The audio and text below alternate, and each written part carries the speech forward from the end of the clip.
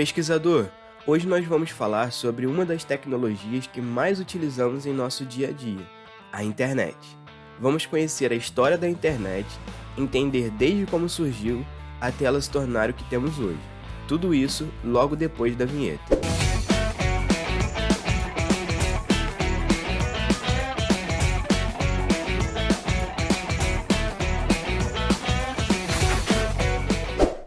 Então vamos lá.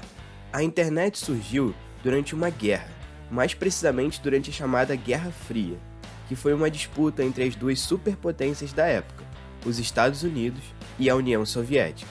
Porém, uma guerra diferente das demais, pois não contou com um conflito armado direto entre as duas potências, e sim um conflito político-ideológico, onde cada um defendia os seus interesses e a sua ideologia.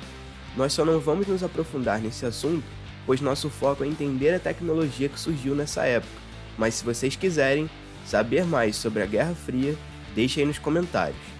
Então, em 1957, a União Soviética lançou o primeiro satélite artificial, o Sputnik, e os Estados Unidos logo pensou que a intenção da União Soviética era espionagem, mas na verdade, depois de muitos anos, descobriu que Sputnik tinha uma única função, que era fazer voltas em torno do planeta, ou seja, circundar a órbita terrestre e cair dentro d'água, e durante esse processo emitir pips, sinais para serem capturados por aparelhos da União Soviética, e isso não passava de um teste.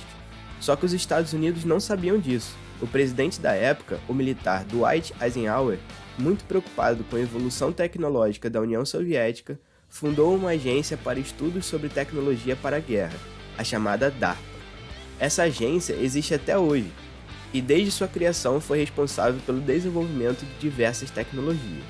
Uma das tecnologias que a DARPA desenvolveu em 1969 foi a ARPANET, que tinha o objetivo de resolver um grande problema que o governo dos Estados Unidos enfrentava naquela época, o medo de um possível ataque militar.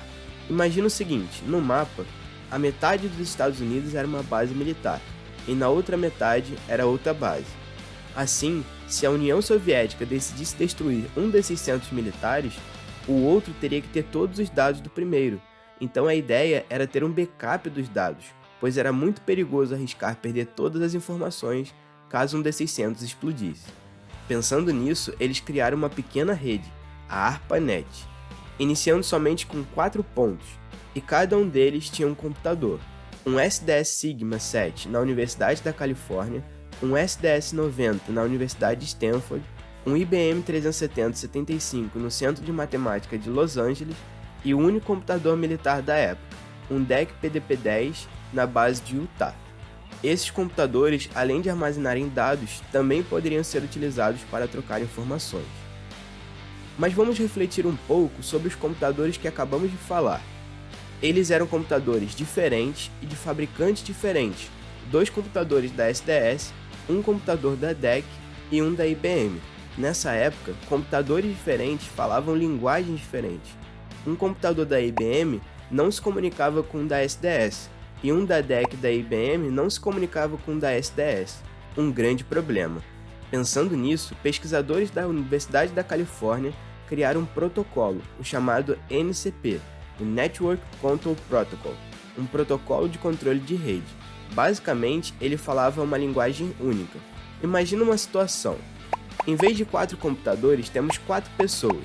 Uma fala português, uma fala alemão, uma fala espanhol e uma japonês. Qual seria uma forma inteligente dessas pessoas se comunicarem? Exatamente isso que você pensou. Se todas essas pessoas, além da língua nativa, falassem inglês, conseguiriam se comunicar. É exatamente assim que funcionam os protocolos. São uma linguagem, ou seja, um idioma único que todos vão conseguir se comunicar. Mas esse protocolo ainda precisava evoluir, pois era muito inicial e muito simples. Deixa eu explicar mais um pouco.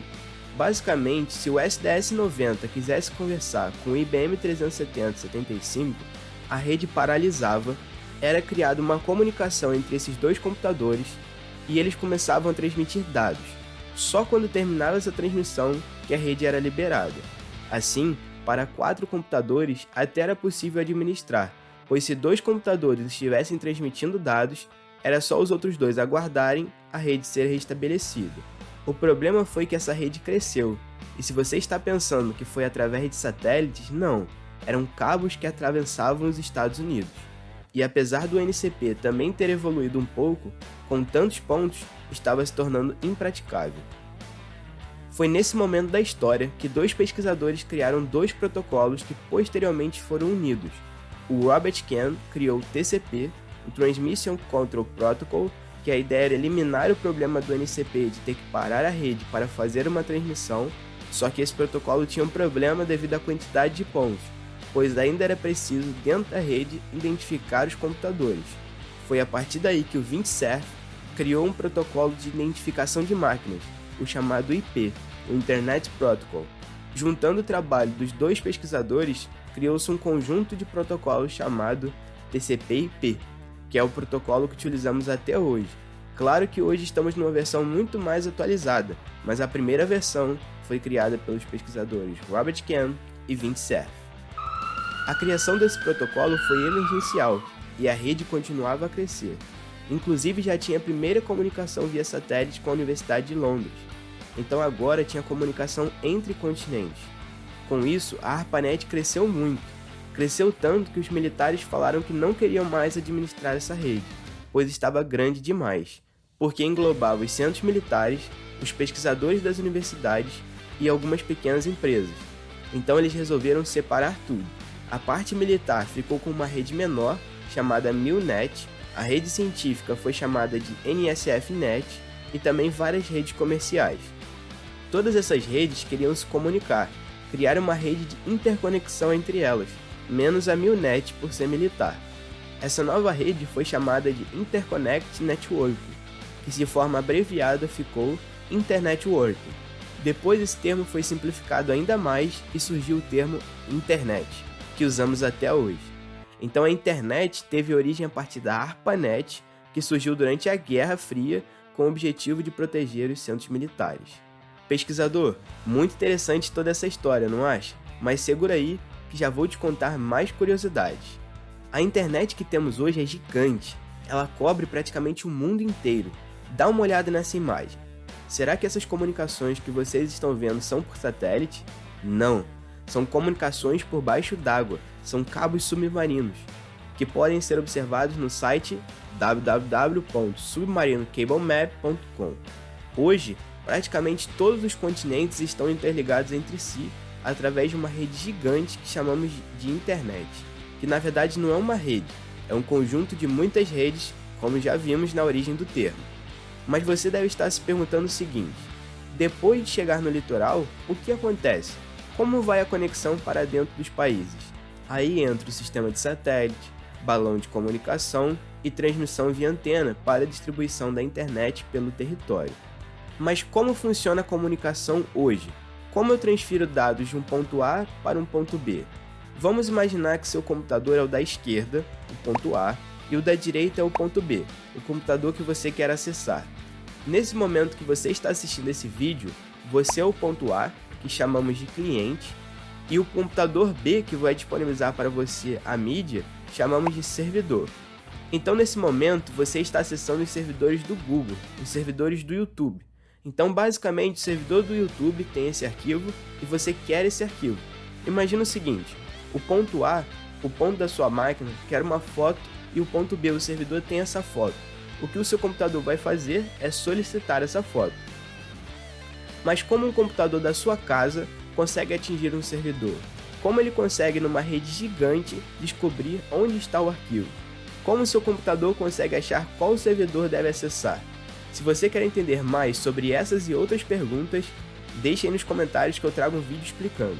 Mas resumidamente, o que vai acontecer com esse servidor que tem a imagem? Se eu enviar a imagem inteira, se for uma imagem muito grande, a internet mundial pode ficar lenta.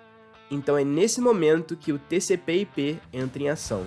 O IP identifica o ponto A e o ponto B, e uma das coisas que o TCP vai fazer é quebrar essa imagem em vários pacotes e vai enviar esses pacotes por rotas diferentes e tempos diferentes.